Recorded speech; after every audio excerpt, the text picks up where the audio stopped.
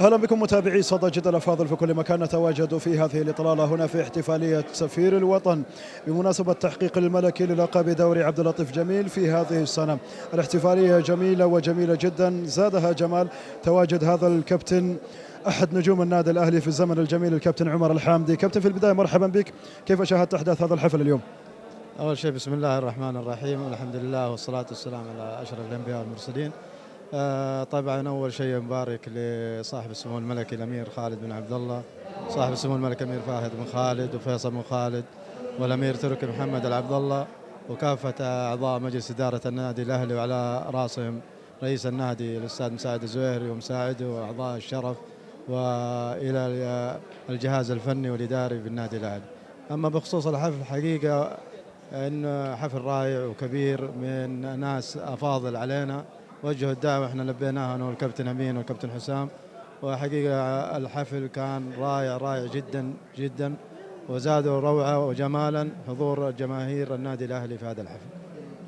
هذا التتويج الذي شاهدناه في الأيام الماضية ألم يذكرك بالزمن الجميل حينما كان الأهلي طبعا في لقب الدوري في صولات وجولات، وأنت من عاصرت هذه الأجيال؟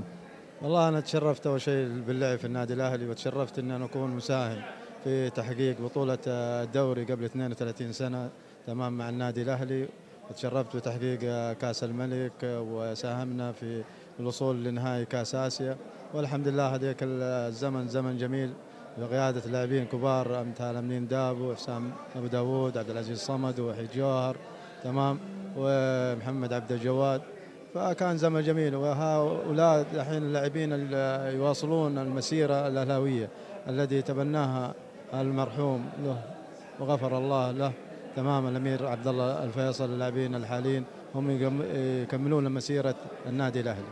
سؤال الأخير، ماذا تود أن تقول للقائمين على هذا الحفل؟ والله أود أشكرهم جزيل الشكر، وجزاهم الله ألف خير، وبيض الله وجوههم، وإن شاء الله يكون الأحلى قادم في تحقيق بطولة كأس خادم الحرمين الشريفين الملك سلمان بن عبد العزيز، وإن شاء الله الأهلي قادر في تعدي هذه المباراة وتحقيق البطولة لجمع الدوري بالكأس أسوة بما جمع الأهلي سابقا الدوري والكأس بإذن الله تعالى. شكرا لك كابتن عمر، نتمنى أن تكون لنا لقاءات أخرى إن شاء الله في المستقبل القريب. شكرا لكم، وهذا شرف لي كبير، الله يسلمك.